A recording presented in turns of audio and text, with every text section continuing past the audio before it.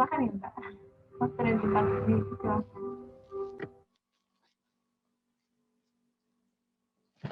Terima kasih. Suara saya terdengar ya? Terdengar Mbak.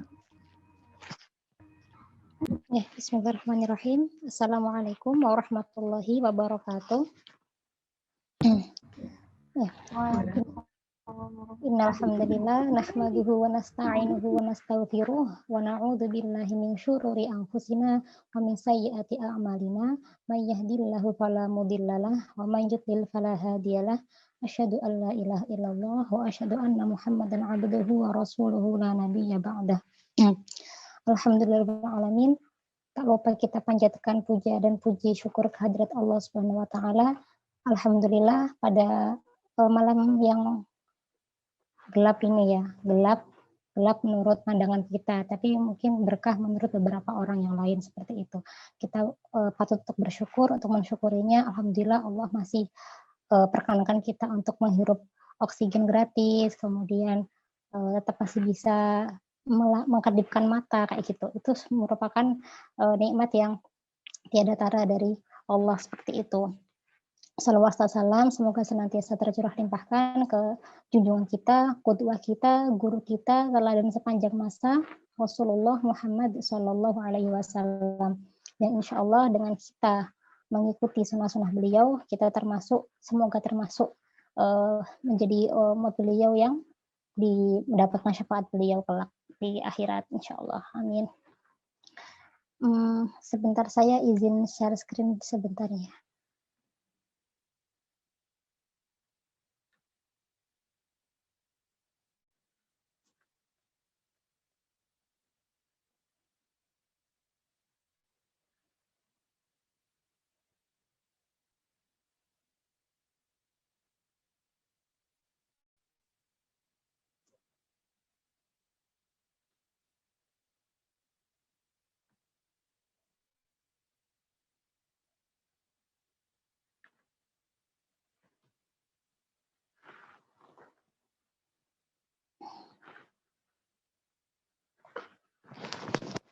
Alhamdulillah, terlihat ya di layar sudah ya.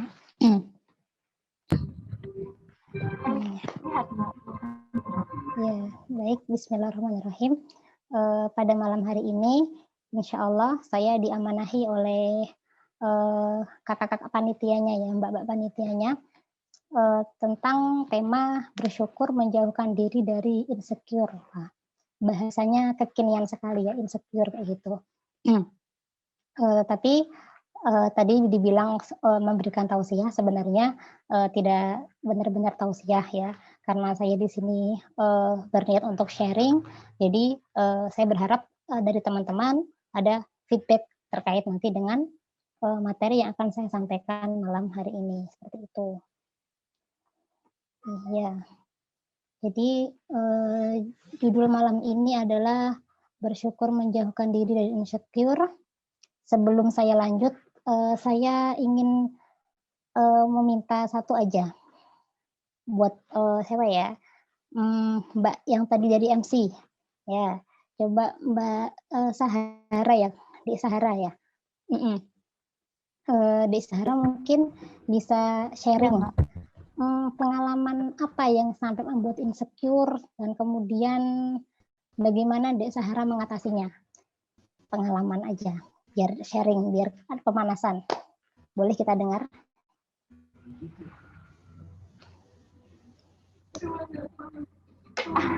Kalau saya sih sebenarnya ini Mbak, emang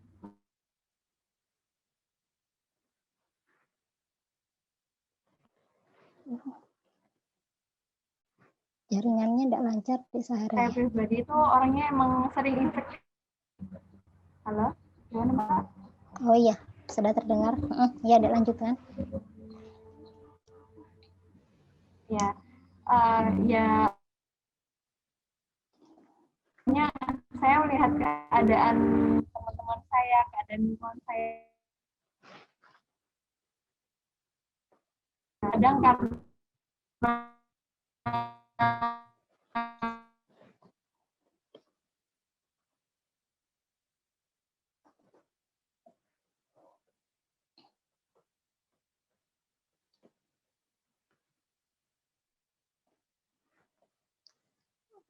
Oh iya, Apa?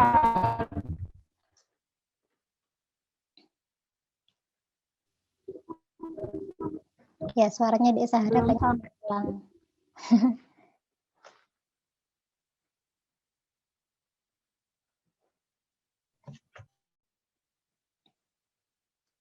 Oh iya, sudah. Enggak apa-apa. Saya lanjutkan dulu saja. Mungkin Dek Sahara bisa sambil mencari sinyal yang lebih baik. Kalau suara saya terdengar ya, berarti maksudnya bukan sinyal saya gitu maksudnya ya.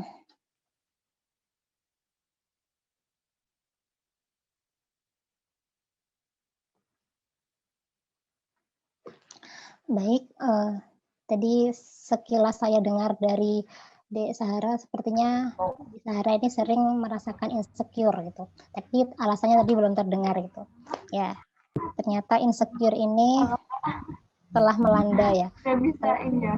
Oh iya, Mohon ya sudah. maaf tadi Ya, sinyalnya.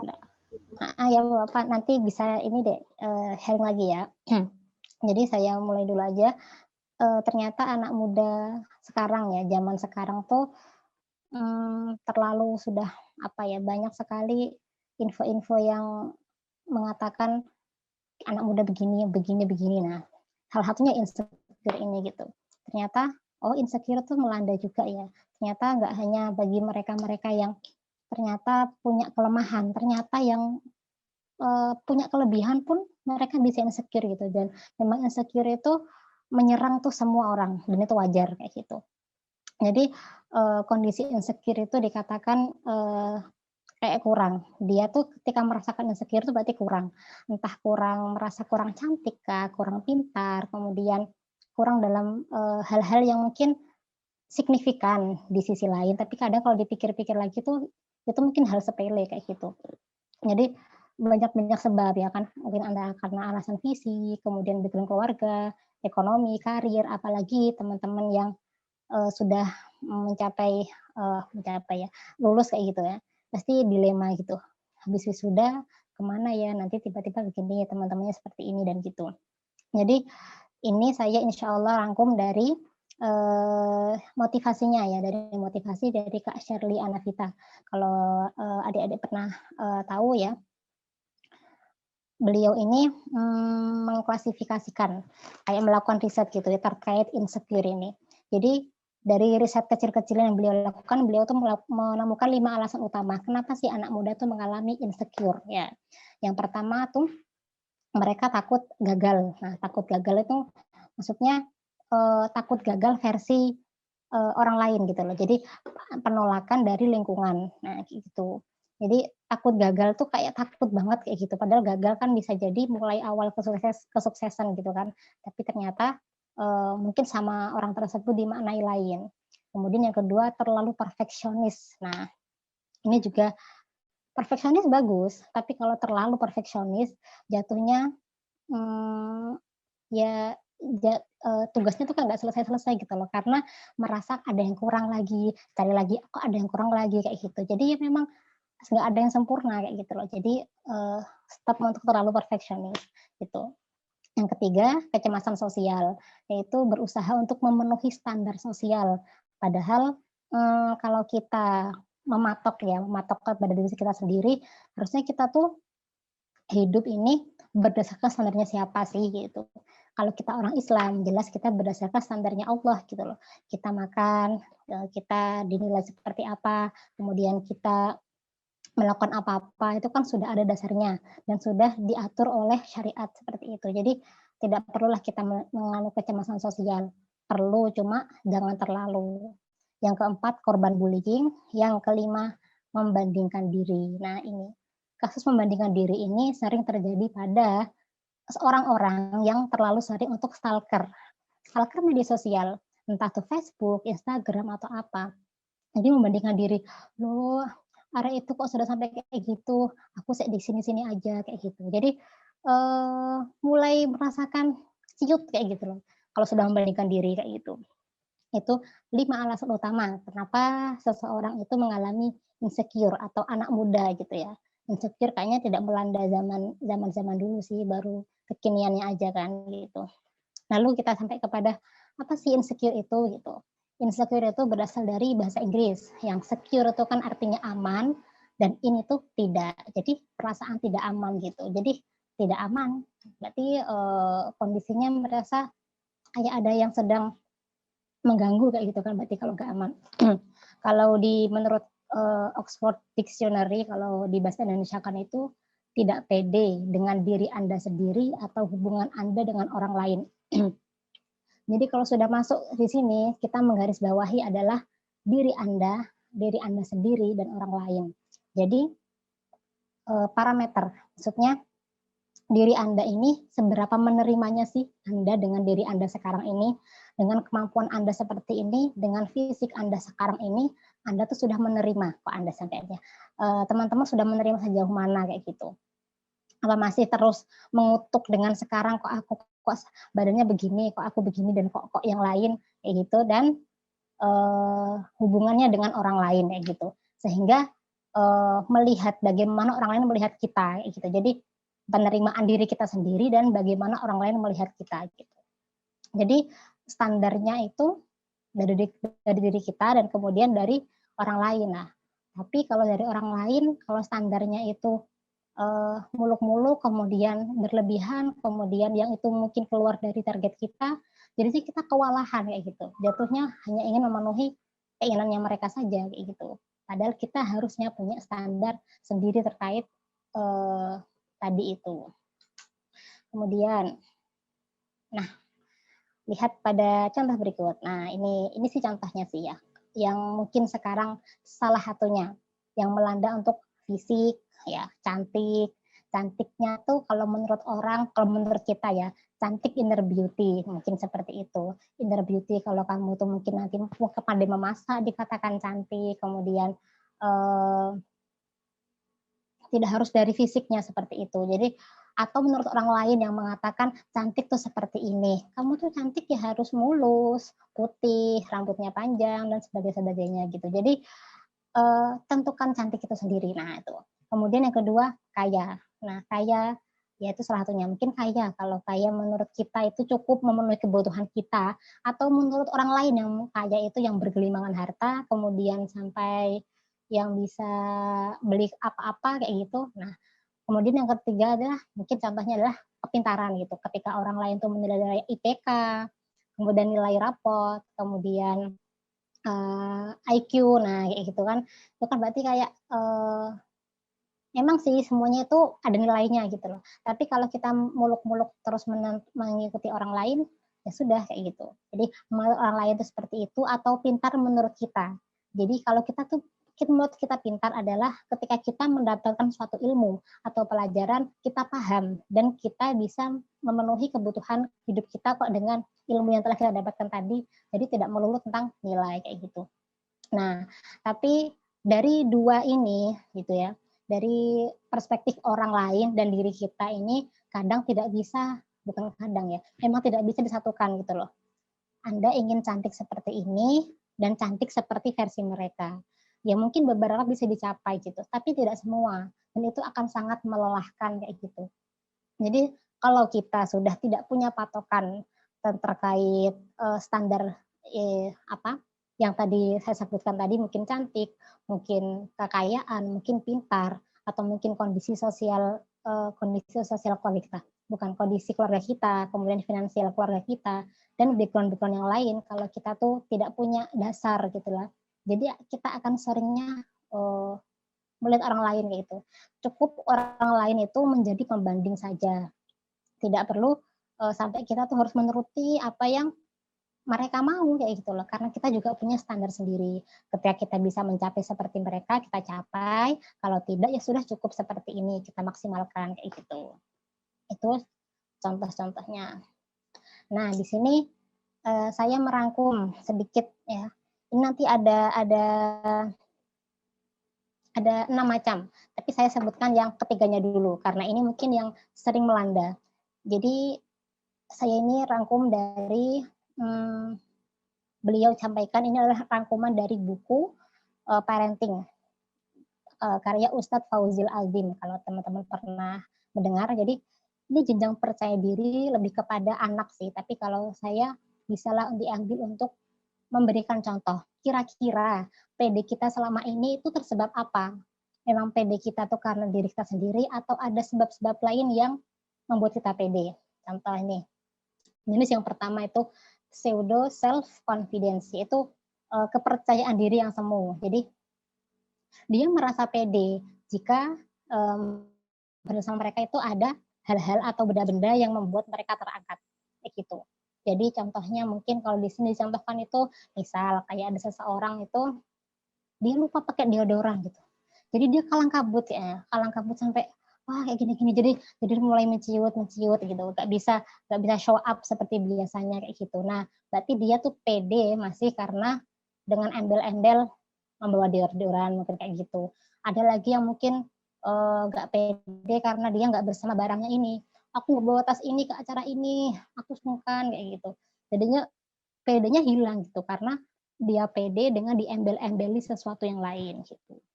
Yang kedua, pede karena orang lain punya kekurangan dan kelemahan. Jadi ia merasa pede karena memiliki kelebihan yang orang lain di sekitarnya tidak punya itu. Kalau jatuhnya seperti ini itu kayak lebih kayak senang gitu melihat temannya tuh memiliki kekurangan. Oh ternyata dia juga punya kekurangan loh gitu. Jadi kayak kita pede gitu. Kita ada kelebihan di sana, tapi karena orang lain nggak punya gitu, jadi kita bisa pede gitu maksudnya. Jadi kayak melihat orang lain tuh lebih kurang daripada kita, jadi gitu. Jadi dia baru pede seperti itu. Tapi kalau sudah si dianya mungkin bisa mencapai, mungkin pedenya ciut lagi gitu. Soalnya dia tahu karena ada yang lemah daripada dia, jadi dia pede gitu. Tapi kayak gini tuh jatuhnya mungkin kesombongan gitu, dekat dengan kesombongan gitu. Karena kayaknya kok cuma dia yang bisa gitu, padahal yang lain juga bisa. Gitu. Dia mungkin hanya masalah ya merendahkan yang lain tadi itu gitu. Ini nih, sesungguhnya sikap sombong itu hanya merupakan bentuk lain dari minder gitu. Jadi kalau kita minder itu, cobalah semisal teman-teman ketika minder dengan sesuatu yang dia bisa, mungkin dia bisa menulis gitu loh. Terus nanti jika kita juga bisa menulis, apa apa kita juga bisa seperti dia? Mungkin dia menulis kemudian untuk mengamalkan tulisannya itu, dia menjadi konten kreator kah, kemudian menulis buku-buku tah gitu. Nah, nanti mungkin jatuhnya kalau kita bisa jadi penulis, kita mungkin nggak akan bisa seperti dia. Maksudnya apa? Nggak bisa masih berjalan dalam kebaikan gitu. Takutnya nanti kita menulis hal-hal yang mungkin kurang baik tah atau apa tah kayak gitu. Jadi minder itu hanya masalah apa ya? Sombong. Nah itu. Minder itu mungkin lebih kepada sombong yang kegencet nah gitu. Tergencet oleh kefakiran gitu kalau kata Bu Yayah ya seperti itu. Jadi sombongnya tuh belum muncul aja gitu loh. Dia aja kayak sirik sama orang kayak gitu kan. Itu sebenarnya karena dia sombong kayak gitu. Oh, arek itu kayak gitu, kayak gini, kayak gitu.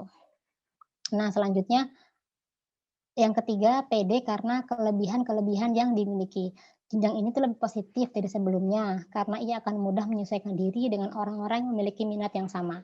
Gitu. Jadi dia kali ini kelebihannya dia pakai ke positif. Kalau tadi kan mungkin dia dia apa? Yang kedua itu karena kelemahan, mungkin dia punya kelebihan itu atau nggak gitu ya sama-sama nggak punya, makanya dia senang kayak gitu kan.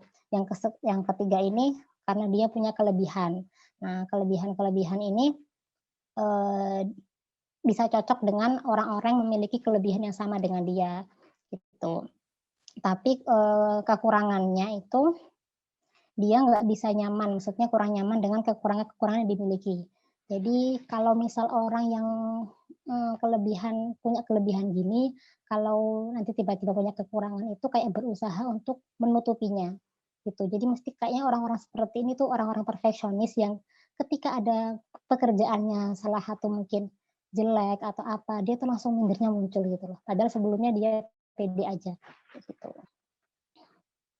Nah, ini itu tadi sudah dijelaskan tentang berbagai alasan kenapa seseorang itu insecure gitu ya, terlalu mematok standar menurut orang lain, menurut lingkungan, yang mungkin kayak kita tuh bertanya gitu loh. Coba sih kita flashback, kita muhasabah diri ya, muhasabah kira-kira selama ini itu kita pede. Pede banyak, maksudnya pede dalam segala hal itu kira-kira tersebab apa gitu. Tersebab ini sudah karena standarku segini, berarti kalau nanti nggak kecapai itu ya sudah saya tetap pede gitu. Atau kita pede kemudian dengan melihat orang lain. Nah itu yang harus kita tanyakan pada diri kita gitu. Soalnya kan capek gitu loh kalau kita tuh hanya kerjaannya menuruti apa yang menjadi standar orang lain gitu. Padahal sebenarnya kita ya belum tentu mampu untuk itu gitu loh. Yang ngapain dipaksa gitu. Nah, dampak insecure ini salah satu yang utama nih kayaknya ya, yang saya taruh tengah ini. Itu adalah terkait iri hati. Jadi orang ketika sudah insecure kan berarti kan dia akan melihat seseorang lebih dari dia, gitu kan. Akhirnya muncullah rasa kayak iri hati gitu loh. Iri hati pengen seperti dia. Insya Allah tuh iri hati ada dua kan. Iri karena ingin ikut seperti dia kayak gitu kan. Tapi itu kayak sambil menjelek-jelekkan gitu. Yang kedua tuh iri hati terus berharap sesuatu yang menempel padanya yang diiriin anak tadi itu bisa hilang kayak gitu. Nah, itu kan berbahayanya kayak gitu iri hati itu. Jadi kan sebentar.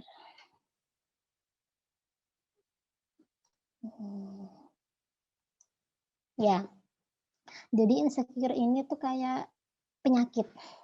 Penyakit jika kita biarkan ya mengganas, kalau nggak segera diobati kayak gitu loh. Tapi kalau terlalu dipikirkan juga tidak baik kayak gitu. Ya sudah wajar sewajarnya saja. Gitu. Jadi tidak mudah memang. Terus, nah ini iri hati ini masih di sini. Nah, saya baru ingat iri hati ini kan berarti melihat orang yang lain seperti tadi. Contoh, misal kita iri kepada seseorang tadi, kita tuh kayak melihat dia tuh kayak sinis aja bawaannya kayak gitu sinis gitu. Terus yang dia yang diiriin tuh juga kayaknya nggak ngerasa gitu loh, biasa aja gitu. Tapi capeknya di kita tuh jadi kayak maunya apa sih gitu loh. Soalnya apa biar kamu nggak insecure nilainya dia harus diturunkan kayak gitu kan tidak gitu. Jadi modelnya dia itu kayak ya sudah iri benar-benar iri kayak gitu. Itulah dampak yang terburuk daripada insecure. Yang kedua overthinking. Kalau sudah overthinking kan berpikir yang berlebihan. Berpikir berlebihan tentang apa? Tentang aku harus menjadi seperti dia apapun yang terjadi. Nah gitu. Akhirnya mungkin nggak apa-apa, maksudnya nggak berdampak kepada yang diirikan, tapi mungkin kasihan sama yang sedang insecure tadi gitu. Berpikirnya kan berlebihan sehingga dia mungkin berusaha, mungkin kayak misal terkait warna kulit ya, dia ingin memiliki warna kulit yang putih sebagaimana yang distandarkan orang-orang sekarang, padahal memang mungkin kulit aslinya tuh mungkin ya coklat kayak gitu. Jadi ketika dipaksa ya dia akan susah sendiri gitu loh. Susah untuk merubah hal itu karena memang sudah jatahnya seperti itu gitu loh. Mau dirubah ya mungkin bisa tapi lama mungkin gitu ya gitu.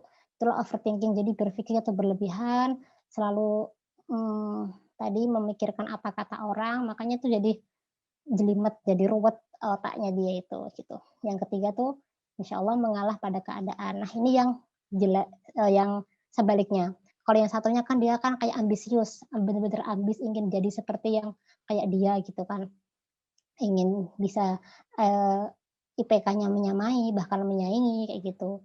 Yang ketiga ini kayak mengalah pada keadaan. Jadi kayak wes ya udahlah, aku sudah kayak gini ya nggak apa-apa kayak gitu. Jadi kayak sudah pasrah sama keadaan gitu. Memang dia pintar kok. Nah kayak gitu kan akhirnya menciutkan sesuatu. Padahal kita sebenarnya bisa. Cuma akhirnya kita kayak ciut sendiri gitu. Karena terlanjur memandang orang lain tadi lebih daripada kita gitu.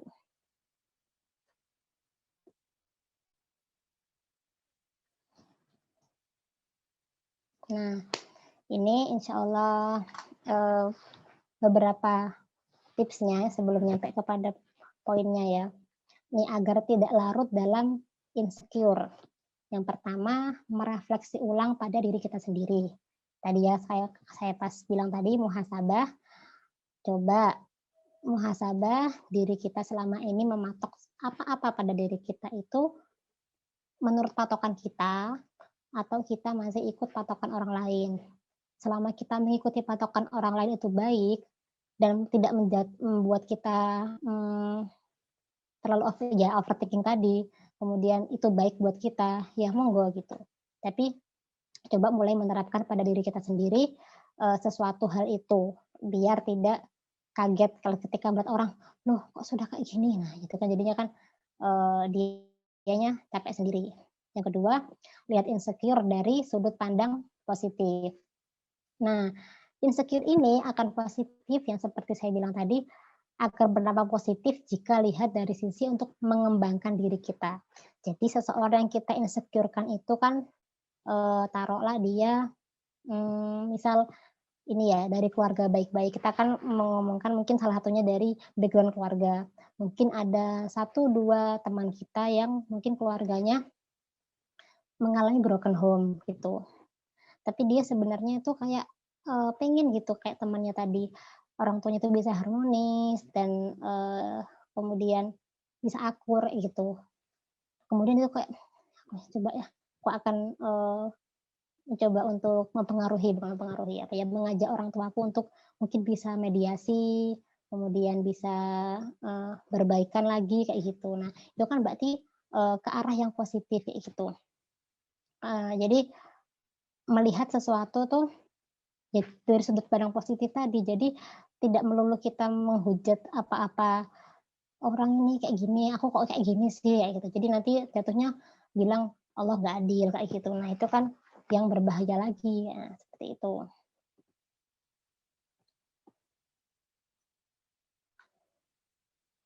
Nah ini jadi kita nanti bisa kayak bikin ini. Kalau untuk meningkatkan ini ya, melihat misal orang ingin bisa punya keahlian menulis ya, menulis lah atau mungkin ini video audio visual kayak gitu.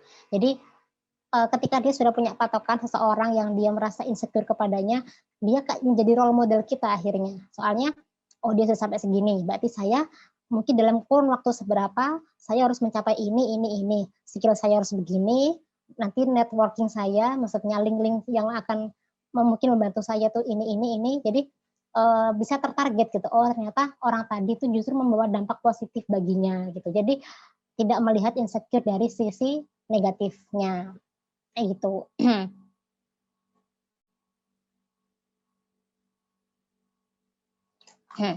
Ya, yang selanjutnya ya ini cara berdamai dengan insecure ya.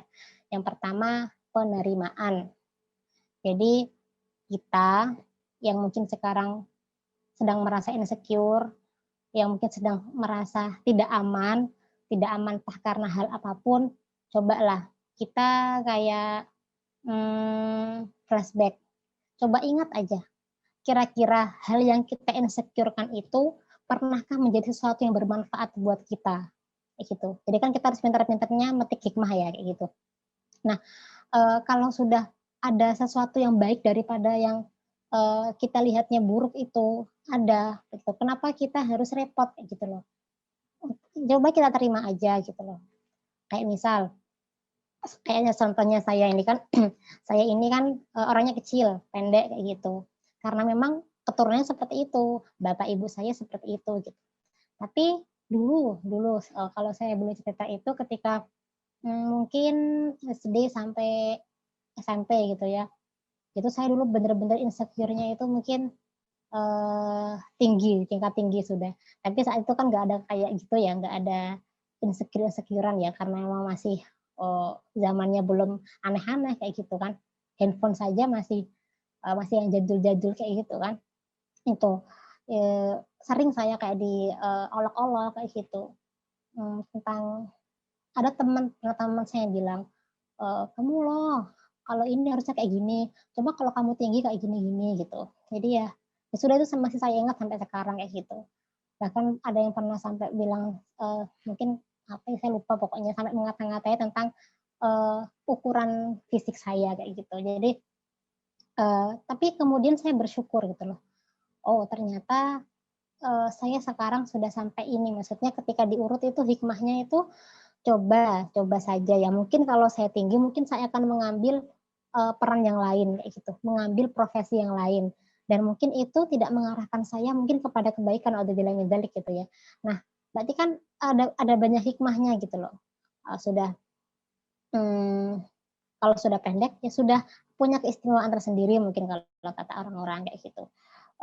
Mudah nyempil-nyempil kalau kecil itu gitu. Enak sih makannya banyak gak gemuk kayak gitu. Masya Allah, ternyata saya di-insecure-kan, maksudnya saya merasa insecure pun masih ada yang iri dengan hal-hal yang saya insecure-kan kayak gitu loh. Kan keren banget kan, maksudnya emang akan berputar seperti itu manusia itu. Karena emang manusia kalau mau minta sempurna, ya nggak bisa gitu loh. Misal kalau kamu pendek, ya sudah. Kalau kamu tinggi ya begitu gitu loh. Jadi nggak bisa kalau kamu misal tinggi, cantik, semampai gitu. Cobalah katakan artis-artis itu. Mungkin memang terlihatnya beliau ketika di televisi itu katakanlah sempurna gitu ya. Tapi nyatanya masih ada sesuatu yang lain di baliknya kayak gitu. Jadi itulah hanya kasat mata saja. Jadi terima porsi kita dapatnya segini itu diterima. Jadi ketika sudah menerima, berarti kan kita sudah ini. Tapi kalau kita masih iri dengan dia, ya terapkan tadi. Coba kita masih bisa mengusahakan apa tidak sampai seperti dia.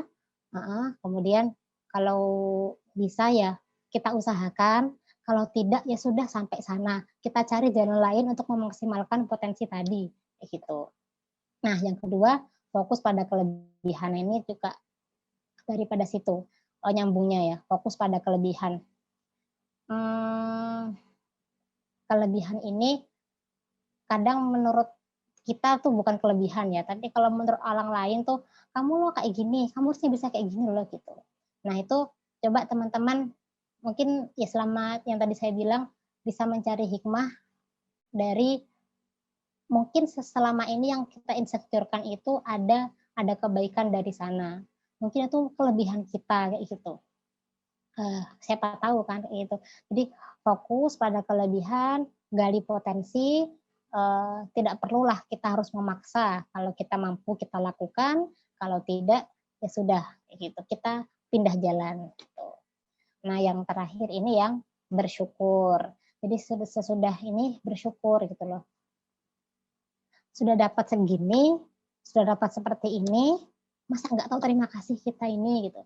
Kita tuh sudah hidup di dunia itu dulu tuh datang benar-benar nggak tahu apa-apa, dilahirkan oleh ibu kita, ya benar-benar kondisinya itu semua atas izin Allah gitu, dikasih rezeki semuanya kayak gitu.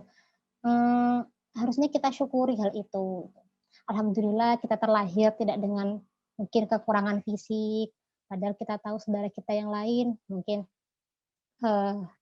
ada tangannya yang mungkin cacat kah gitu, atau mungkin badannya ada yang kena penyakit apa kayak gitu. Kita nih sehat walafiat, hanya kurang bagian-bagian sesuatu yang memang kita gaung-gaungkan terus sehingga tuh kayak merasa kurang gitu loh. Padahal tuh masih ada sisi yang harus kita syukuri kayak gitu. Mata kita bisa melihat, bisa berkedip, bisa bernafas kayak gitu loh. Oksigennya nih gratis, nggak bayar gitu. Kan kita juga nggak pernah berdoa sama Allah kan, ya Allah coba kasih saya oksigen ya Allah gitu. Kan tidak gitu. Kadang kita tuh harus mensyukuri hal-hal yang seperti itu. Sering-seringlah untuk mengucapkan hamdalah gitu. Ini juga buat refleksi buat saya untuk ya kalau udah ngerasa capek dikit tuh mulai keluar kayak gitu. Jadi mungkin jadinya bersyukurnya kurang, hamdalahnya kurang. Tapi coba diingat-ingat lagi, alhamdulillah masih bisa sampai fase ini kayak gitu. Nah, inilah kemudian kita masuk kepada yang bersyukur. Hakikat syukur yaitu mengakui nikmat dari Dia sang pemberi nikmat dengan sikap rendah diri dan rendah hati. Jadi memang kita itu tidak punya apa-apa, kita di dunia ini sebagai khalifah, khalifahnya itu juga dititipi amanah, ketika amanah itu diambil, ketika amanah itu dicabut, ketika titipan itu diambil, kita tidak bisa protes gitu loh. Jadi kita mendapatkan apa yang dikasihkan, apa yang diterima, maksudnya kadang kan kita mengucap alhamdulillahirobbilalamin itu untuk sesuatu yang kita benar-benar mohonkan gitu. Tapi ketika kita mendapatkan yang lain dari jawaban doa kita, nah kita tuh kadang masih ada nah itu kayaknya mungkin masih ada kayak protes sedikit gitu di hati. Padahal alhamdulillah ya Allah, lisannya alhamdulillah tapi hatinya belum ikhlas. Nah, berarti itu kan bersyukurnya belum belum syumul, belum sempurna gitu kan. Ya belum sampai semuanya gitu kan. Hanya mungkin di lisan saja. Itu terkait dengan bersyukur. Jadi mengakui nikmat, alhamdulillah. Kayak misalnya sudah diakui ini nikmat, kita ucapkan dengan alhamdulillah dan direfleksikan kepada keseharian kita. Gitu. Nah, ini pertama, bersyukur dengan lisan. Seseorang yang bersyukur kepada Allah akan mengucapkan kalimat hamdalah. Jadi alhamdulillahirabbil alamin, segala puji bagi Allah Rabb semesta alam gitu. Jadi hamdu ini cara berterima kasih kan ada kan kalau kita mengucapkan kepada sesama manusia, kita dikasih sesuatu aja sama manusia, kalau kadang kalau nggak terima kasih aja kita masih kayak dirasani gitu ya kalau bahasa Jawanya. Tapi Allah loh enggak gitu loh. Kamu yang nggak terima kasih sama manusia aja mereka kata-katai gitu. Tapi Allah itu loh ya, kadang kita hamdalahnya tuh jarang, terlewat, lalai gitu. Tapi Allah nggak pernah protes, masih dikasih kok oksigen, masih dikasih kok kesehatan gitu loh. Jadi perlu mengingat lagi, oh ya Allah ya nikmatnya sudah seperti ini gitu. Kok saya masih mencari-cari yang lain lagi gitu. Jadi syukuri apa sekarang yang bisa didoakan, bisa diikhtiarkan kita doakan dan jikalau keluarnya atau ijabahnya belum sesuai dengan apa yang kita harapkan, ya kita harus bersabar gitu. Itulah bersyukur dengan lisan. Jadi hati mengakui bahwa semua yang Allah berikan merupakan nikmat. Akui dengan rendah diri bahwa kita lahir ke dunia tidak punya apa-apa. Intinya itu aja mungkin kalau pas lagi insecure tadi ya, yang diingat tuh kayak ya kita benar-benar dulu nggak punya apa-apa, sekarang sudah kasih nikmat seperti ini, kemampuan sejauh ini, bisa sampai segini, alhamdulillah. Pokoknya alhamdulillah aja. Pokoknya sering-sering alhamdulillah aja, nanti semoga hati kita tuh lunak-lunak sendiri gitu. Kalau misal pun sekarang kita sudah alhamdulillah, tapi kemudian kita kok masih bersungut-sungut, ya sudah nggak apa-apa, tapi alhamdulillah aja. Disyukuri terus gitu. Nah, kemudian yang kedua, bersyukur dengan hati. Jadi hentikan hati dari memperturutkan hawa nafsu, menjaganya dari kesibukan selain kepada Allah gitu. Jadi kayak hati tadi kan setelah dampak dari insecure adalah kena iri hati, kemudian overthinking dan semua tadi tuh kayak sepaket kan emang hati kan panglima daripada tubuh ya. Jadi ketika sudah dampaknya tuh keluar semua hatinya yang kena gitu. Hatinya iri, kemudian hatinya tuh kayak suka ngerasani gitu. Kemudian akhirnya tuh hatinya tuh kayak berat gitu. Hanya masalah seperti itu aja dipikir sampai dalam gitu. Jadi hawa nafsunya tuh kita rem, jangan selalu dituruti hawa nafsu itu karena emang kalau dituruti sekali pasti dia akan minta lagi gitu dan kita jaga dari kesibukan selain kepada Allah. Jadi coba untuk menghindari media sosial. Mungkin bisa kita jadwalkan. Pak saya dulu pernah itu mendapatkan saran atau nggak salah ya. Coba batasi media sosialmu itu hanya pada jam segini dan segini. Ya kecuali kalau teman-teman mahasiswa ada tugas itu mungkin pengecualian ya. Ini kan teman-teman sendiri yang bisa ngukur gitu.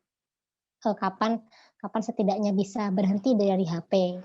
Nah, gitu. Jadi kan enak atau malah bisa dititipkan HP-nya kepada temannya. Titip ya, nanti kalau jam segini ingatkan aku untuk ambil. Nah, itu kan mungkin lebih enak gitu. Jadi hatinya nggak selalu ingin ngerasani orang. Itu bersyukur dengan anggota tubuh.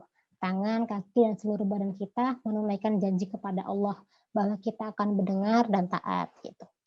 Jadi kalau diurut-urut, bersyukur tadi kan mengakui nikmatnya Allah bahwa semua yang kita dapatkan sekarang entah itu menurut kita nikmat atau enggak, tapi itu yang pasti pemberiannya Allah, rezekinya Allah yang suka maupun tidak suka kita harus terima. gitu. Terima, kemudian akui kalau ini benar-benar dari Allah, syukuri dulu, kalau belum bisa disyukuri kita sabar, kan gitu kan. Jadi kan ada pernah hadis itu yang mengatakan urusan muslim itu sungguh baik gitu ya. Jadi insya Allah seperti itu. Ketika mereka mendapatkan nikmat mereka bersyukur, dan ketika mendapatkan ujian mereka bersabar gitu. Jadi tidak ada yang lain selain bersyukur dan bersabar. Ketika mendapat nikmat bersyukur, ketika belum nikmatnya belum didapatkan bersabar. Nah gitu. Itulah kuncinya. Jadi makanya setelah diakui tadi, kita ucapkan alhamdulillahirabbil alamin, dan kemudian direfleksikan kepada keseharian kita. Misal tadi kayak ya anggota-anggota tubuh, tangan tuh harusnya kayak gimana? Coba fungsinya mata apa gitu. Pasti nanti kalau pada jawabnya melihat gitu. Kalau dikatakan oleh beliau Ustadz Adi Hidayat gitu ya, kalau teman-teman mungkin pernah dengar, mata itu tugasnya untuk melihat tapi yang baik-baik gitu. Yang baik-baik itu ya menurut siapa? Ya menurut Allah kayak gitu. Jadi kalau sudah ketika mata tuh kayak lalai gitu, pasti kita gelisah gitu. Kan tandanya dosa kan kayak gitu. Kita kalau udah merasa gelisah, itu berarti tuh ada yang salah dengan yang kita lakukan. Biasanya gitu. Jadi kalau ada mungkin teman-teman pernah merasakan gelisah, itu mungkin bisa diinikan. Tapi kadang udah gelisah tuh kayak masih memaksa kayak gitu ya. Ini enggak kok, ini enggak kok. Nah itulah manusia yang terlalu memperturutkan hawa nafsunya. Ya tidak terlepas juga mungkin saya kayak gitu. Jadi direfleksikan dengan taatnya kita. Jadi cara syukur seperti itu. Kalau kemarin saya pernah mendengar itu, syukur itu gampang. Kamu tuh kayak hidup beberapa menit kemudian. Maksudnya aku nggak yakin aku masih hidup sampai menit ke depan gitu. Jadi tak maksimalkan sekarang. Jadi benar-benar syukuri. Taat menit ke menit, menit ke menit, menit ke menit. Jadi kayak tidak membiarkan setiap menit itu lewat itu. Itu yang dikatakan oleh ulama-ulama terdahulu. Jadi insya Allah itu ada kisahnya sahabat Mus'ab bin Umair. Abdullah bin Mas'ud, maaf, Abdullah bin Mas'ud insya Allah. Jadi beliau itu pernah kayak suatu ketika tuh eh, ditegur sama Rasulullah kayak, kamu kenapa kok kayak bukan murung sih, kayak apa ya, serius sekali gitu. Karena ketika dia melangkah tuh dia bilang, saya nggak yakin Rasulullah masih hidup, saya nggak yakin maksudnya saya masih hidup di langkah saya selanjutnya kayak gitu. Jadi sedetil itu beliau mengatur hidupnya. Jadi setiap langkah tuh beliau tuh benar-benar isi dengan syukurnya beliau, benar-benar taatnya beliau. Jangan sampai setiap langkah yang berjalan tadi itu terlewat untuk hal-hal yang tidak diridhoi oleh Allah gitu. Jadi itu dia kayaknya benar-benar eh, apa ya, waspada setiap setiap detiknya beliau tuh kayaknya benar-benar waspada untuk memastikan langkah ini jangan sampai kemana-mana karena saya tidak tahu selangkah ke depan saya masih hidup atau enggak. Nah itu intinya. Jadi syukurnya tuh seperti itu. Jadi nggak usah lah kita kemudian melihat yang tadi ya, maksudnya ada cantik, kaya, pintar dan sebagainya gitu. Yang sederhana-sederhana aja kadang kita lupa untuk mensyukurinya gitu. Jadi coba kita sama-sama untuk coba kita latih bismillah gitu. Saya pernah ketika mendengar kajian itu tuh saya selalu ingin menerapkan. Cobalah nggak usah semenit ke depan. Kalau semenit ke depan kayaknya terlalu dekat. Cobalah beberapa jam ke depan. Kita batasi pakai waktu sholat. Coba antara waktu sholat ini ke waktu sholat selanjutnya, pastikan diri kita tidak terlena dengan, tidak lalai intinya gitu. Entah karena mungkin buka sosial media yang mungkin kurang bermanfaat tuh kayaknya buang-buang waktu gitu. Kemudian jangan sampai sampai ke sini tidak baca Al-Quran sama sekali gitu. Jadi kita patok mungkin masih pada ukuran antar waktu sholat gitu. Kalau kita masih berat untuk mengukur semenit 2 menit gitu, karena emang itu berat sekali gitu. Pasti jadi kepikiran gitu loh. Semenit ke depan saya harus taat. Semenit ke depan saya harus seperti ini gitu. Jadi takutnya masih menjadi beban karena mungkin ya jelas ya, bukan mungkin lagi iman kita mungkin tidak sebaik para salafus soleh terdahulu gitu. Itu terkait dengan bersyukur dengan anggota tubuh. Jadi bersyukur dengan lisan, bersyukur dengan hati, ya, bersyukur dengan hati dan dengan anggota tubuh. Benar-benar semuanya itu syukur ya. Memang kita hidup di bawah syariatnya Allah, hidup atas syariatnya Allah gitu. Jadi insecure tadi tuh kayaknya sudah nggak bisa masuk, nggak ada tempat lagi untuk menyelinap di antara kita ketika kita sudah meyakini ada amanah lain yang penting daripada kita hanya mengurusi keinsecurean kita tadi, insecurean ya. Tuh. Nah, it's time to syukur. Sudah membahas tentang insecure, bagaimana dampaknya, kemudian bersyukur itu seperti apa. Kemudian sekarang telah waktunya kita untuk bersyukur. Jadi ini saya insya Allah bagi kepada dua ini. Dua apa ya? Dua macam sih. Masing-masing kita telah diciptakan Allah dengan kondisi yang terbaik versi Allah untuk kita. Jadi kalau teman-teman ingat surat apa ini? Yaitu surat Atin ayat 4. Laqad khalaqnal insana fi ahsani taqwim. Sungguh kami telah menciptakan manusia itu dengan sebaik-baik ciptaan kayak gitu. Yakinlah apapun kondisi teman-teman sekarang, kondisi adik-adik sekarang dalam tingkat serendah apapun ya, itu tuh merupakan ini daripada Allah, rahmat daripada Allah gitu loh. Rahman Rahimnya Allah tuh ya seperti itu gitu loh. Anda teman-teman tidak diberikan misal kulit yang putih mungkin ya. Karena teman-teman harus bersyukur kita ini berada di daerah tropis gitu loh. Tropis yang notabene mungkin kalau untuk kulit-kulit yang putih itu dia akhirnya kurang tahan lama-lama di bawah panas-panas. Kalau teman-teman mungkin kulitnya eksotis atau coklat, oh alhamdulillah saya bisa lebih tahan daripada mereka kayak gitu. Soalnya saya tadi sudah mendengar itu dari salah satu kajian yang mengatakan kalau ada yang bertanya tuh tentang kenapa kalau Allah telah menciptakan sebaik-baik ciptaan, kenapa ada yang lahir cacat gitu? Kenapa ada seperti ini gitu? Ya, karena Allah lebih tahu daripada kita gitu loh.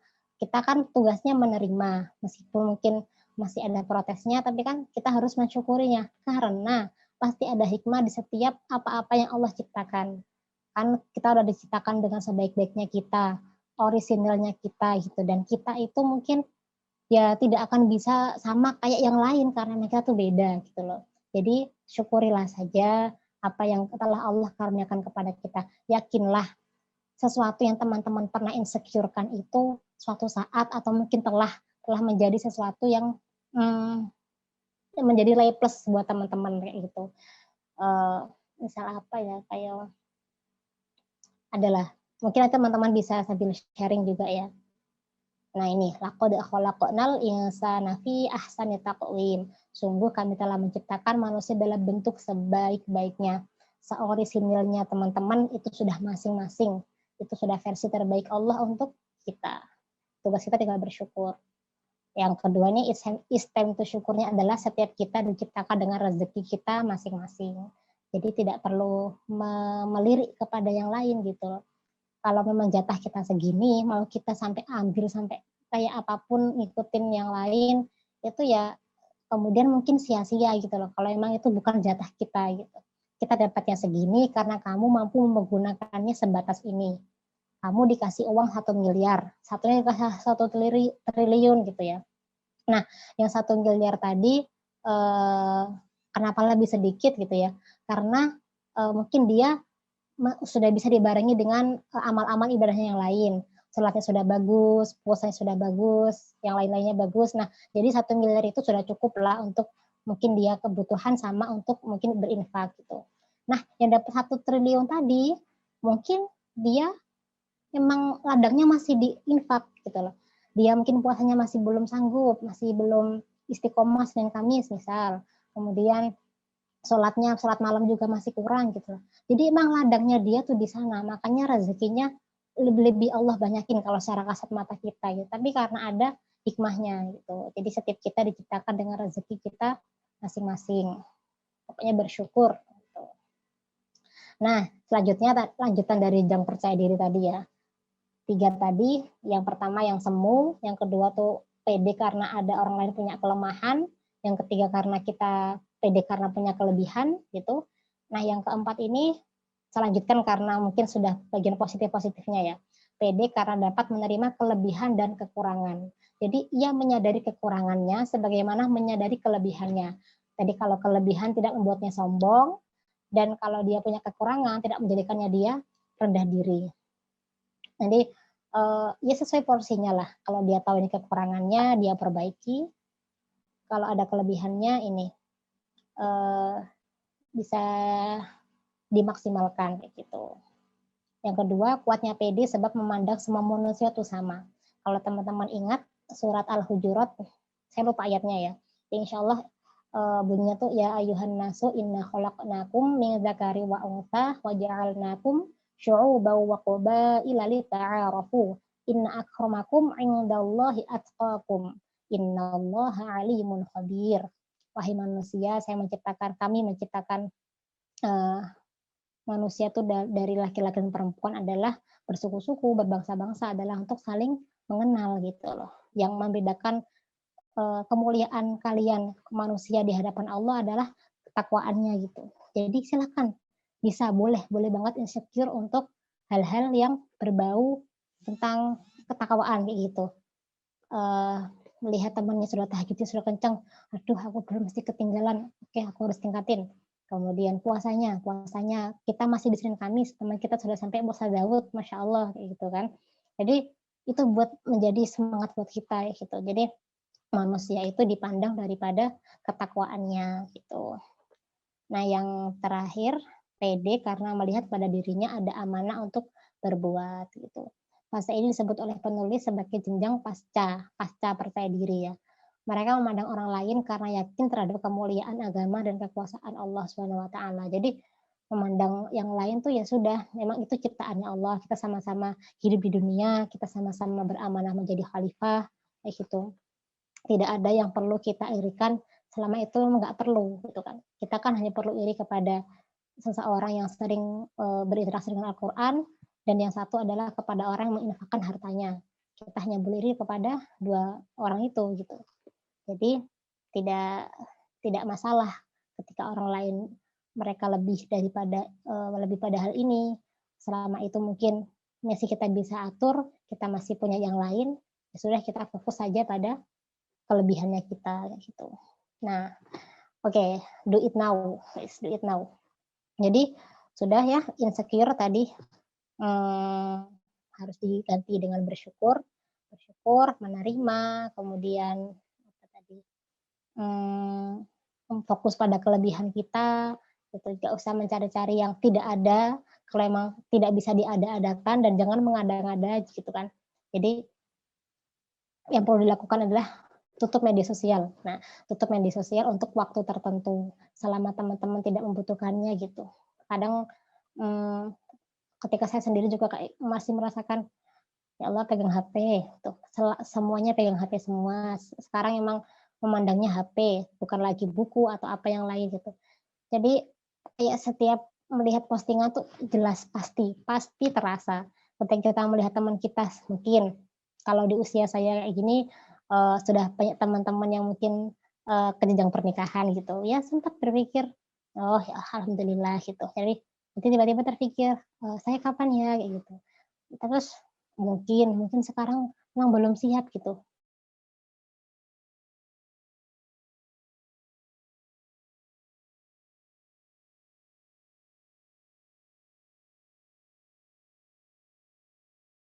Apa gitu. Oh, berarti belum kesiapan di sana gitu. Jadi ada hikmah semuanya. Pasti akan datang gitu. Jadi media sosial itu coba dikurang-kurangi dalam keperluan stalker ya, terutama IG atau YouTube gitu.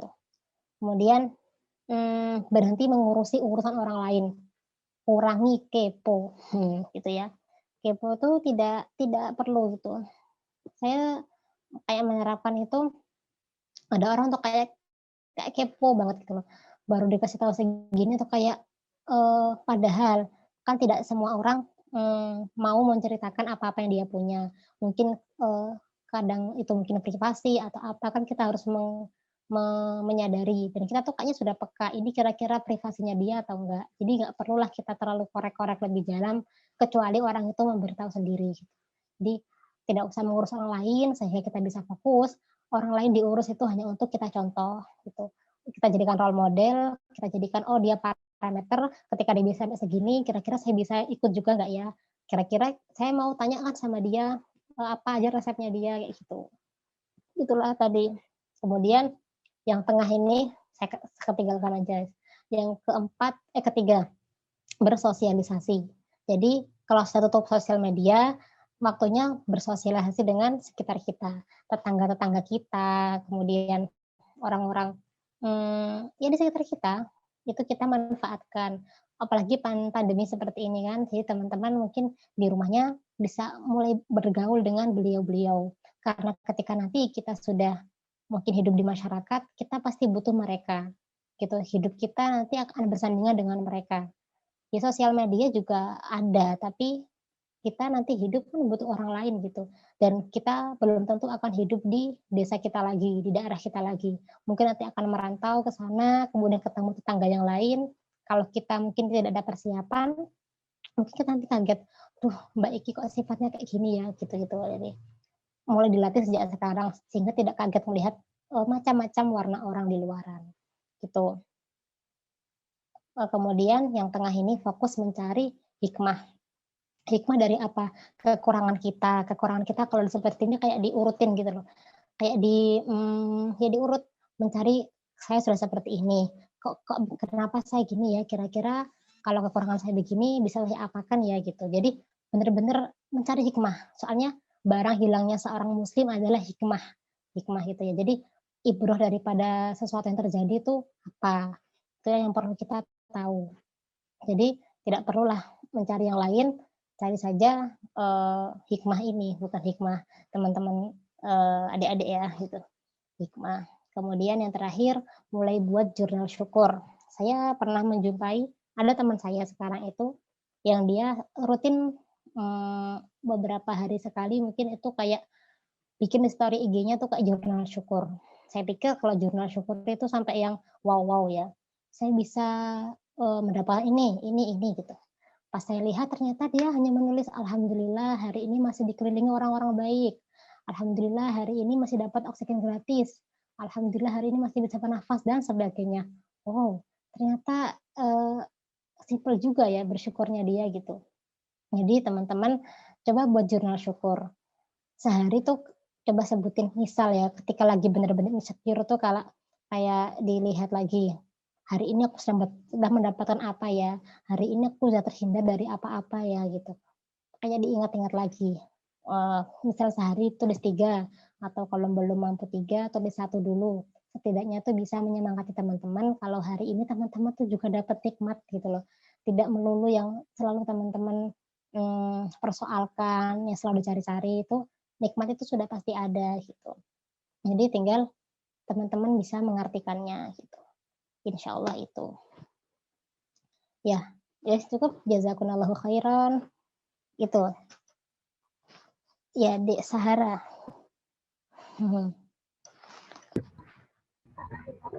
Ya, makasih ya Mbak atas share-nya. Mudah-mudahan hari ini kayak dapat insight baru gitu. Apa kita tuh jangan kebanyakan insecure, jangan banyak-banyak apa ya melihat orang lain gitu ya.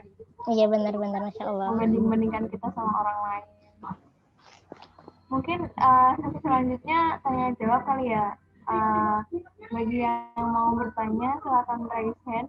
Nanti bakal dijawab sama Mbak Natita. Ya teman-teman kalau ada yang mau nanya silakan ya.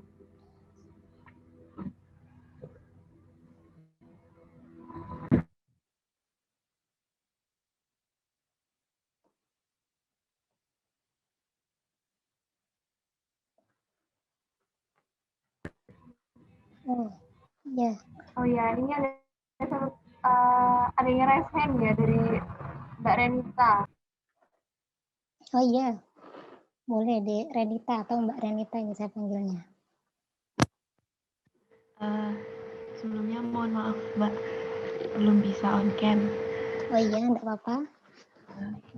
Terima kasih kepada Mbak Sahara selaku moderator. Jadi perkenalkan, saya Renita. Di sini saya mau nanya tentang insecure ya, sesuai dengan temanya. Kan yang kita tahu ya Mbak, saat ini tuh kita itu dikondisikan bahwa kita hari-hari tuh harus melihat handphone, laptop kayak gitu kan. Karena memang kita kuliah online dan semuanya serba online gitu kan. Nah kadang tuh kita kayak tergoda itu loh buat buka Instagram atau sosial media yang lain, dimana ini tuh memicu kita buat insecure lagi gitu. Proses kita untuk mulai mencintai diri sendiri tuh nggak kurang stabil gitu karena godaan-godaan dari sosial media itu. Nah, gimana sih Mbak caranya biar kita itu bisa memiliki niat yang bulat gitu loh dan nggak tergoda dengan untuk buka sosial media kayak gitu.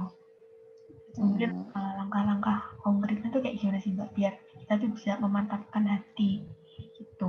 Terus pertanyaan yang kedua ini kan kita semua kan sekarang berada di umur ibaratnya quarter life crisis lah ya. Nah ini tuh gimana caranya kita itu bisa merubah diri kita menjadi pribadi yang lebih baik gitu, seperti yang disampaikan dengan Mbak Latifa tadi, kalau kita itu lebih baik insecure-nya itu sama orang-orang yang ibadahnya lebih baik lah daripada insecure dengan orang-orang yang cantik atau mungkin dengan orang-orang yang lebih pandai kayak gitu. Nah sementara kalau misal kita ingin merubah diri untuk menjadi pribadi yang lebih baik seperti itu kan kita pasti tentunya butuh lingkungan dari luar, dukungan dari luar gitu kan, termasuk seperti lingkungan pertemanan kita seperti itu. Nah itu gimana sih Mbak caranya kalau misal kita tuh jauh dari lingkungan pertemanan yang seperti itu gitu, gimana sih caranya supaya kita bisa memantapkan hati itu. Terima kasih. Iya. Di Renita, terima kasih sudah bertanya, Masya Allah. Di Renita ini dari ITS atau luar? Ya, dari Teknik Kimia ITS Mbak. Oh iya, angkatannya? Dari ini, K58, 2018. Ya. Semester 5 ya berarti? Iya. Ya. Masya Allah, barakallah. Ya, buat De Renita, tadi kan pertama tentang langkah konkret ya untuk bisa menghindari sosial media gitu. Nah, sama, saya kadang dan sekarang pun masih mencari cara gitu ya, mencari cara bagaimana setidaknya ketika saya stalker itu tetap misal buka IG itu bukanya yang baik-baik, maksudnya iri-irinya tuh kepada yang baik-baik kayak gitu. Makanya yang sudah saya bilang tadi, berarti Renita ini terkait yang buka IG ini tuh harus kayak dikasih jadwal gitu loh, kasih jadwal kira-kira kuliahnya jam berapa, misal HP-nya dititip dulu atau gimana gitu loh.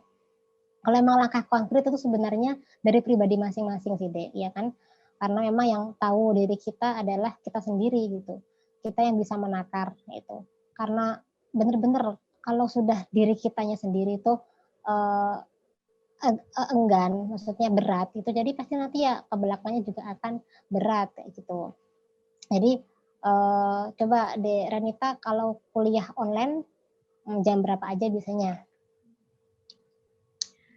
Biasanya itu jam ini Mbak, jam 10 pagi, terus sampai ada yang sampai jam 4, ada yang sampai jam 6 malam, jadi tergantung. Oh gitu. Tapi di sela-sela itu masih kadang sempat buka IG gitu ya? Iya saat ini sih Mbak, kayak ya bukan waktu kuliah sebenarnya, waktu kayak setelah kuliah akhir gitu pekan. kan. Ya. Nah itu kan biasanya kalau buka IG kan kayak lupa waktu gitu. Iya gitu. Iya benar-benar deh. karena kalau sudah ingin ya, berarti kan alhamdulillah Dek Renita ini sudah ingin bergerak kepada yang lebih baik. Otomatis, benar-benar otomatis itu niatnya pertama harus benar-benar karena Allah gitu loh. Ini pokoknya saya tahu saya meninggalkan ini dapat apa, kalau saya melakukannya dapat apa. Seenggaknya tuh kayak nge-warning diri. Nanti kalau misal saya masuk, saya akan seperti ini.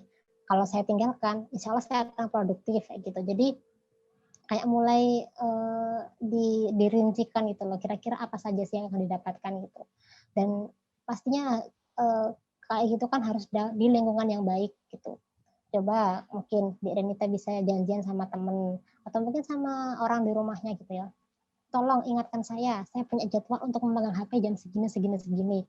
Tolong diingatkan gitu. Kalau misalnya nanti saya kelewat, ada punishment-nya gitu loh. Jadi terapkan reward dan punishment gitu. Jadi misal kayak sehari ini saya melanggar, berarti saya harus mungkin infak segini.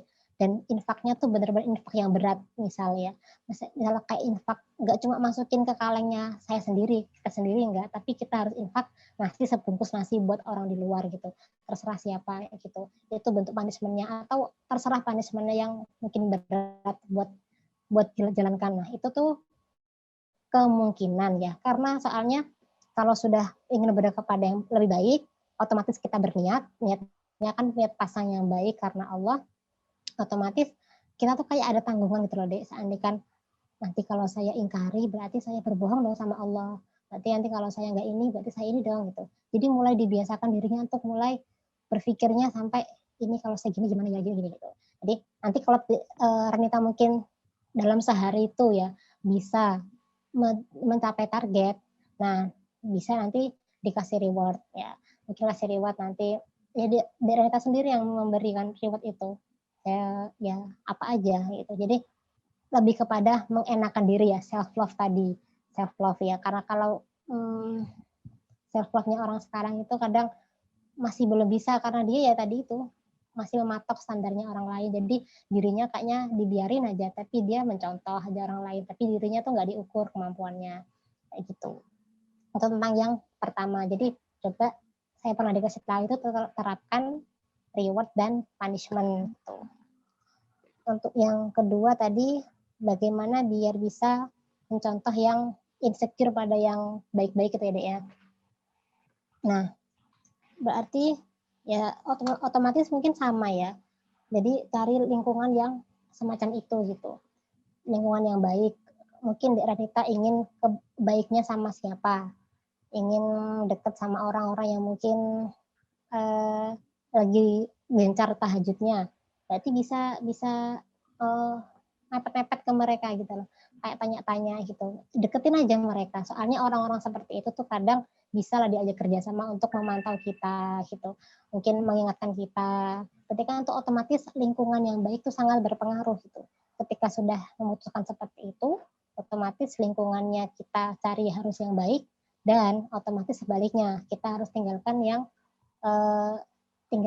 sebaliknya gitu kan, yang buruk-buruk gitu. Karena benar-benar lingkungan itu sangat berpengaruh. Kayak misal kalau saya sekarang kan ada di Ma'had, kalau sudah keluar Ma'had itu mungkin puasanya nggak kena, tahajudnya kelewat, duhanya nggak apa-apa, dilewat aja gitu. Itu kadang juga masih sering menghinggapi karena lingkungannya kita tidak kondusif. Nah itu insya Allah. Jadi banyak juga melihat mungkin keutamaan mereka gitu. Cari alasan mengapa saya mau berjuang untuk hal ini gitu. Benar-benar cari keutamaan yang itu benar-benar membuat hati Dek Renita tuh oke, saya akan ngambil langkah ini gitu. Jadi benar-benar itu semua dari diri sendiri gitu loh. Karena kalau kita insecure kan kita nggak mungkin menyuruh orang lain untuk tidak boleh kita insecure gitu. Kita iri sama dia karena hal ini. Masa dia, ayo dong kamu sama kayak aku biar aku nggak insecure itu. Kan nggak bisa.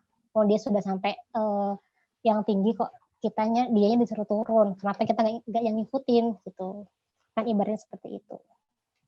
Gitu insya Allah. Gimana Dita? Ya, terima kasih Mbak. Sudah cukup menjawab sekali. Terima kasih atas jawabannya dan sudah sangat jelas sekali. Iya, sama-sama. Semoga Dek Renita sudah dilancarkan prosesnya, insya Allah. Ya, terima kasih Mbak. Ya, sama-sama Dek. Ya, terima kasih pada Mbak Renita atas pertanyaannya ya. Mungkin ada yang mau bertanya lagi, masih ada waktu. Atau saya, kalau mungkin belum ada yang bertanya, ini satu saja sharing dari teman-teman yang berkenan untuk sharing tentang insecure-nya dan bagaimana dia bisa bangkit dari insecure itu.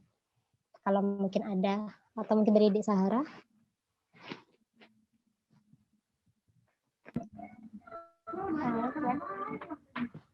Suara saya terdengar nggak, Mbak?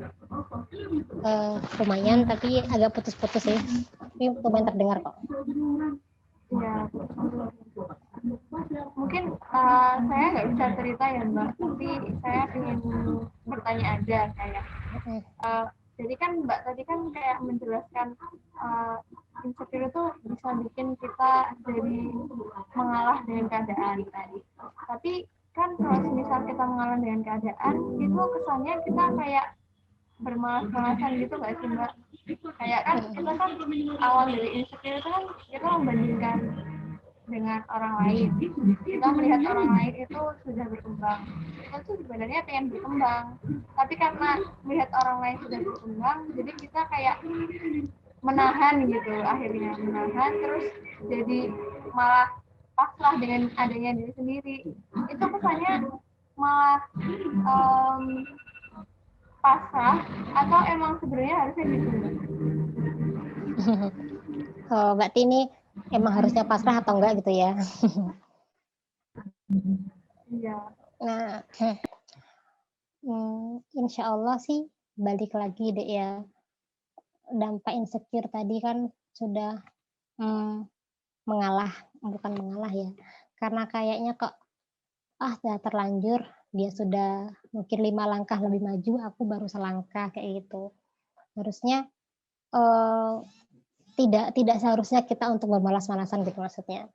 Kan tadi kita kan bisa, maksudnya begini, selama insecure tadi membuat kita tuh kayak tertekan gitu ya, tertekan dan kayak semakin menghantui gitu, berarti kan otomatis kita benar-benar pengen ikut kayak dia gitu loh.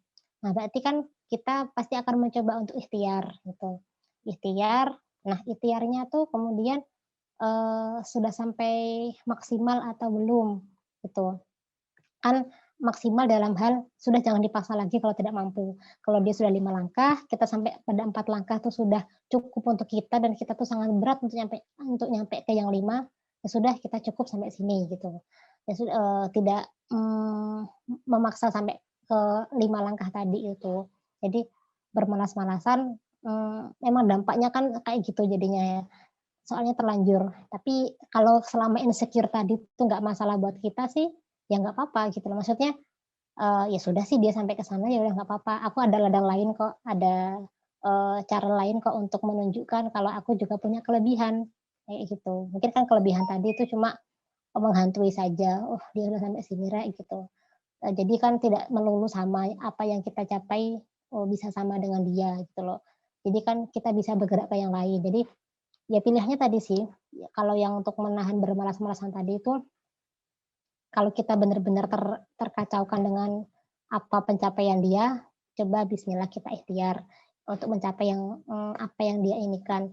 Ikhtiarnya yang masih bisa kita ikhtiarkan loh ya, tidak memaksa gitu. Atau yang kedua, oh gak apa-apa sih dia sampai situ, aku juga bisa sama kok, tapi ladangnya jadi lain gitu. Jadi ya nggak apa-apa gitu. Mau bermalas-malasan ya monggo, karena kita nggak benar-benar insecure banget tentang hal ini, cuma kayak merasa minder tiba-tiba gitu. Kok dia sudah sampai sana, sedangkan saya belum. Itu saja sih buat Dek Sahara.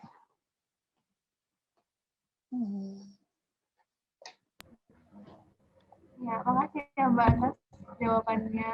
Membantu sekali buat apa ya? Buat introspeksi diri sendiri. Mungkin ada yang lagi yang mau bertanya? Satu lagi sebelum kita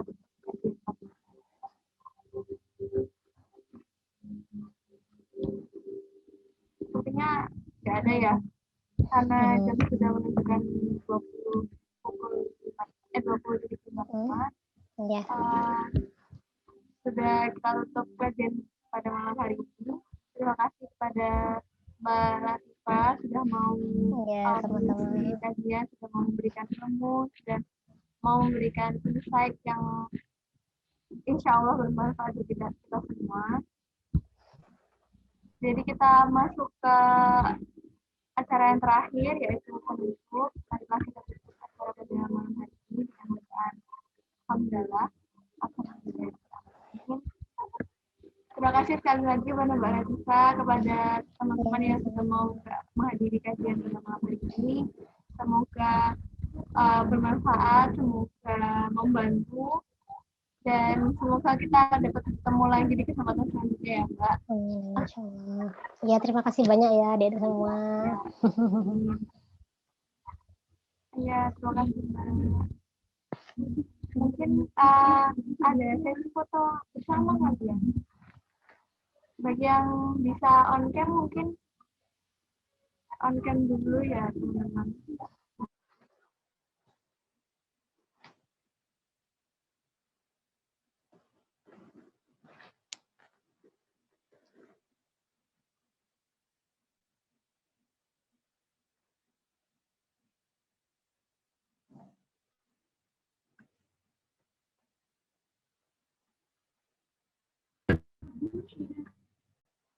Pada panitia ada yang bersedia screenshot mungkin? Ada siapa ya? Mbak Erika mungkin ya? Mungkin bisa di bisa dikasih aba-aba gitu.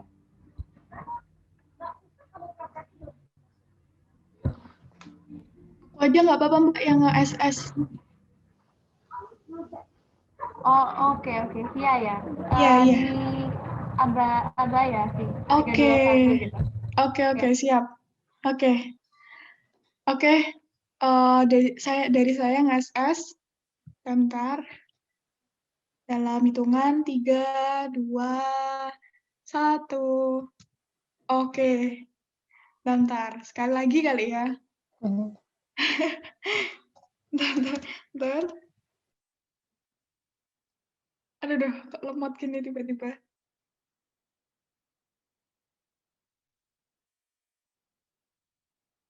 Bentar.